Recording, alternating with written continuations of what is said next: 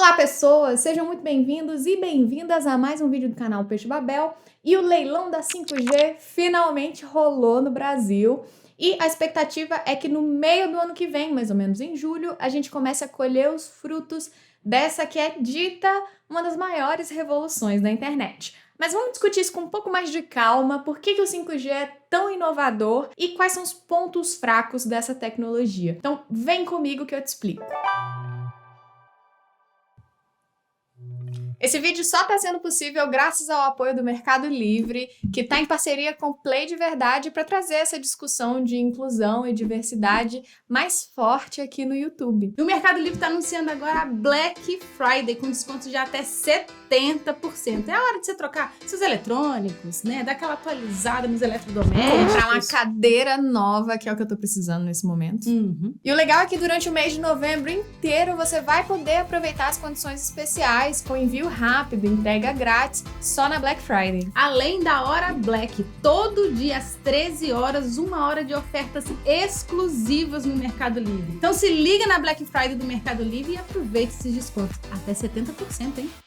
A 5G é uma evolução na tecnologia de dados móveis, então basicamente a internet que a gente usa hoje. Historicamente, todo novo G, 1, 2, 3, 4G, 5G, trouxeram uma nova revolução na área da telefonia e mais recentemente a gente vê esses impactos mais na internet como um todo, né? E em grande parte, mas não somente por isso, é por conta do aumento na velocidade e capacidade da transmissão de dados que cada evolução vai prover.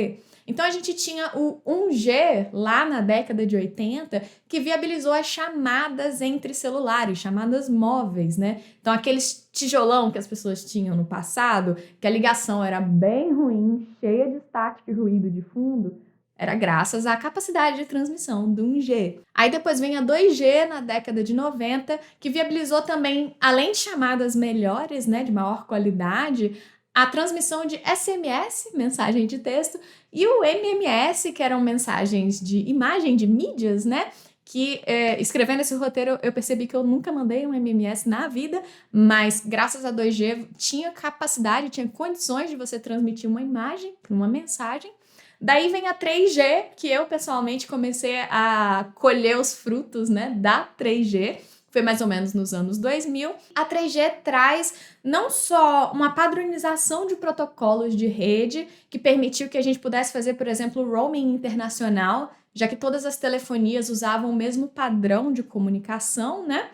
E também viabilizou a era dos aplicativos, já que tinha velocidade suficiente para a gente acessar a internet pelo celular, sem muitos gargalos. Então tem um grande marco aí nesse período, que é o ano de 2007, com o lançamento do iPhone. É uma revolução que definiu uma era, né? Que é a era que a gente vive hoje, de aplicativos no celular, e até esse design de tela touch, multitouch e tal, é mais ou menos dessa época. E aí vem a 4G, que é a era que a gente vive hoje. O aumento da capacidade nesse sentido viabilizou a era dos streamings. Você bem sabe que precisa de uma internet boa e rápida para você conseguir assistir o seu streaming, qualquer que seja, dos 78 bilhões que estão disponíveis hoje em dia. Mas é graças a essa nova capacidade de rede que a gente tem hoje que esse boom dos streamings aconteceu. E agora tá chegando a 5G em 2022 pra gente no Brasil, mas desde 2020 já tá rolando, 2019 até. E o leilão rolou agora, por isso que a gente vai começar a alimentar esse hype na medida certa do que vai significar o 5G pra gente. Então vamos começar pensando um pouco no leilão que acabou de acontecer. O que exatamente foi leiloado? Você já parou para pensar nisso? Então vamos pegar essa notícia da Forbes para a gente entender o que rolou, para que é esse leilão. Essa será a maior licitação de telecomunicações da história do país. No evento serão ofertadas 4 faixas de frequência: 700 MHz, 2.3 GHz, 3.5 GHz e 26 GHz, divididos em lotes nacionais e regionais. As duas primeiras, 700 MHz e 2.3, possuem caráter híbrido, com o objetivo de ampliar o 4G e futuramente distribuir o 5G. Já as últimas, 3.5 e 26 GHz, indicam o 5G puro, com alta velocidade de transmissão de dados. É um leilão de faixas de frequência do espectro eletromagnético. Sim, aquele espectro que a gente aprende na escola, que vai desde ondas de altíssima frequência, que são os raios gama, os raios X, passando pelo ultravioleta, luz visível, infrared, micro-ondas e chegando na parte que a gente está interessada, que é a faixa de frequências de ondas de rádio, onde fica TV, internet e o rádio em si, né, que deu nome à faixa de frequências. E o leilão é pelo direito de emitir sinais nas faixas que vão ser dedicadas para o 5G. E a Anatel precisa regular quem vai poder emitir sinal em qual faixa, porque senão causaria interferência de sinais. Então, as faixas disponíveis para o 5G vão ser divididas entre as empresas que arrematarem no leilão. E para entender a 5G, tem duas coisas que você precisa saber sobre essa faixa de frequências do espectro eletromagnético. A primeira delas é que quanto menor a frequência de onda, mais longe ela consegue chegar. Então, se você pensar no limite inferior das faixas de ondas de rádio, você vai ter o AM, né? O rádio AM mesmo. Se você parar para pensar, o AM está disponível em quase qualquer lugar do Brasil. Se você estiver no meio da estrada sem sinal de nada, provavelmente você consegue sintonizar uma frequência AM ali no rádio. E o contrário também é verdadeiro. Quanto maior a frequência, mais curto é o alcance e mais sujeito a interferências é o sinal. Então segura essa informação que a gente vai precisar dela depois. E a segunda coisa que você precisa saber é que quanto maior a frequência, mais dados você consegue transmitir. Então, se você pensar, por exemplo, no modem de banda larga fixa da sua casa, os mais modernos, eles vêm com duas redes disponíveis. Geralmente 2.4 GHz e 5 GHz, cada uma com seu papel específico. Enquanto a 2.4 GHz vai mais longe na sua casa e, em compensação, a internet é mais lenta, a sua rede 5 GHz, que é chamada de 5G, ela atua num alcance um pouquinho mais curto, mas ela também é muito mais rápida, porque ela está numa faixa de frequência maior. Só não confunda os 5 GHz do seu modem de banda larga fixa com 5G de dados móveis, que só vai começar a ser implantado ano que vem. São duas coisas completamente diferentes. Então, a 5G traz uma série de inovações que, entre outras coisas, vão permitir que a internet seja transmitida, os dados sejam transmitidos numa faixa de frequência maior, ou seja, vai ser internet mais rápida pra gente. Se você olhar historicamente, os Gs da história, eles vão atuando em faixas de frequência cada vez maiores e isso viabiliza a maior transmissão de dados também. E até por isso que teve toda aquela confusão de que 5G causa doença, que negacionistas espalharam por aí, basicamente mais na Inglaterra, nos Estados Unidos, mas rolou em vários países do mundo, tá?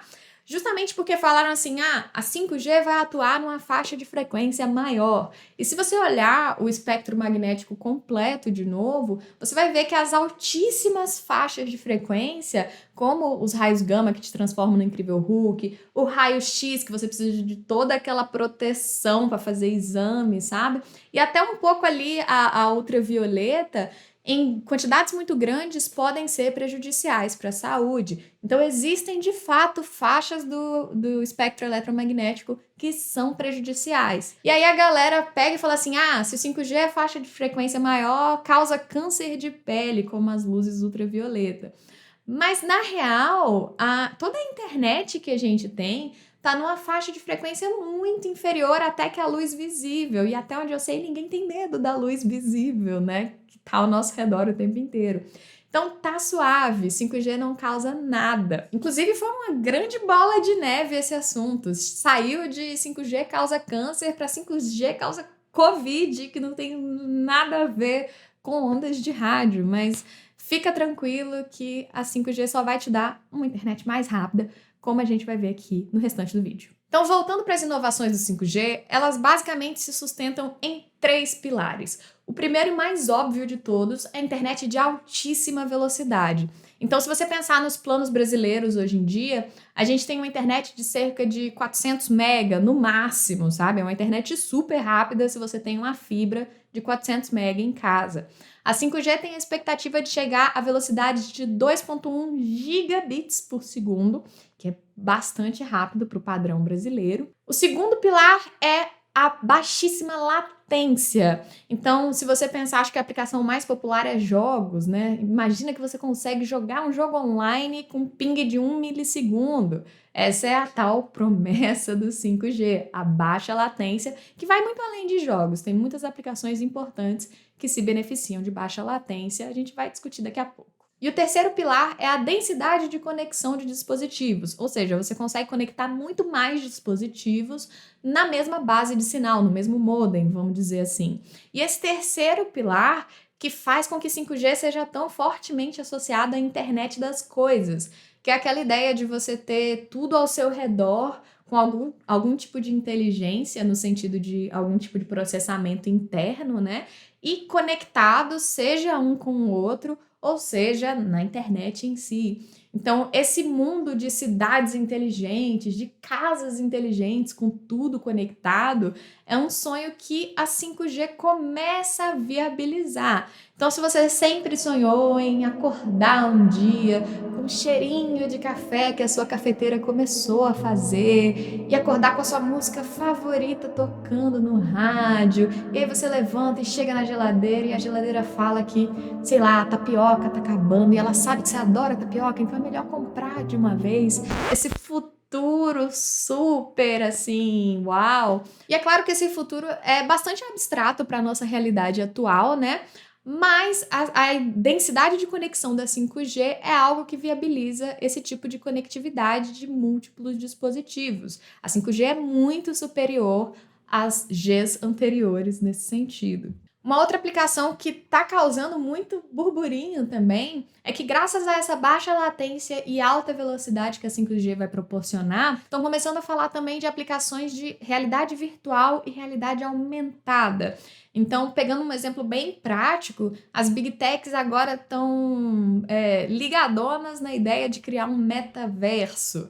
A ideia de você quebrar completamente o paradigma de como se acessa a internet. Em vez de você observar as coisas acontecendo numa tela, você vai estar fazendo parte daquele mundo virtual. Então pensa numa vibe meio Matrix, ou quem sabe Jogador Número 1, por exemplo, que o filme é meia boca, mas o livro é ótimo. Então pensa nesses universos onde você faz parte da internet, do mundo virtual. Essa que é a ideia de metaverso. E se você pensar que você precisa renderizar todo aquele mundo ao seu redor e lidar com as interações em tempo real de você com o mundo virtual, né?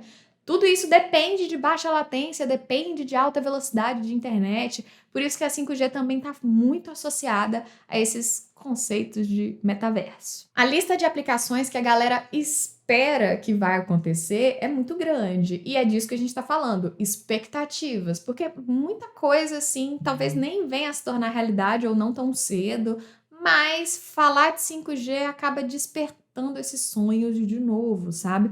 Só que tudo isso precisa ser muito bem planejado para que a gente possa tirar o máximo de benefício dessa nova tecnologia. E por isso vale a pena a gente chegar agora e discutir os pontos fracos da 5G. O primeiro ponto fraco mais óbvio que você vai encontrar em muitos lugares por aí é o que a gente já comentou antes, que faixas de alta frequência no espectro eletromagnético têm curto alcance e estão mais sujeitas a interferências.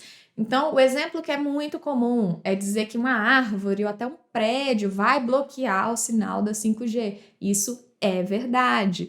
Então, você vai precisar estar numa linha direta de visibilidade com a base do sinal para você conseguir aproveitar essa altíssima velocidade. Qualquer bloqueio pode diminuir a velocidade ou até derrubar a sua 5G e aí você migraria para 4G de novo. E o outro fator é o curto alcance, porque se a gente for pegar um referencial da 4G, que uma única torre de 4G atende quilômetros, né? Estima cerca de 16 quilômetros de alcance para uma torre 4G. Para o 5G, você precisaria de uma infraestrutura muito mais pulverizada, mais densa. A estimativa é que você precisaria de uns 20 pontos de sinais muito bem distribuídos para atender a mesma região que uma torre de 4G atenderia. Se você quiser saber um pouco mais desse ponto fraco, eu recomendo 2 conteúdos para você. Esse vídeo do Mark Brownlee, onde ele testou lá nos Estados Unidos a 5G em diferentes cenários, muito bacana o vídeo. E em português tem essa matéria do Fantástico, que está aparecendo por aqui. tem dificuldade em atravessar uma parede, por exemplo.